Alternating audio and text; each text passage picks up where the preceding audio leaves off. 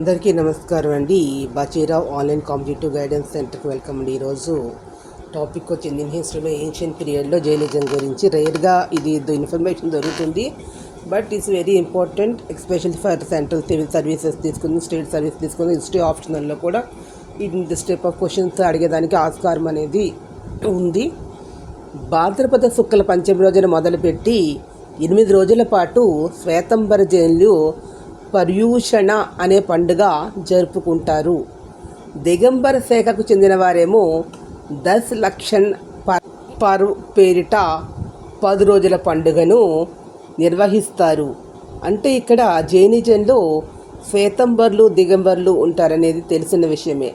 కానీ ఈ శ్వేతంబర్లు అనేటటువంటి వారు ఏ పండుగ జరుపుకుంటారు అంటే 8 రోజుల పాటు చేసుకునేది పర్యూషణ పండుగ. దిగంబర శాఖ చెందినటువంటి వారు 10 రోజుల పాటు చేసే 10 లక్షన్ పర్వ్. అయితే దిగంబర శాఖకి అలాగే శ్వేతంబర శాఖ అనేటటువంటి వాళ్ళలో స్థూలబాహు భద్రబాహు అనే 2 గురువులు ఉంటారు. ఒకరు బీహార్లో, ఒకరు కర్ణాటకలోని శ్రవణబెల్గోళ ప్రాంతంలో ఉన్నారు.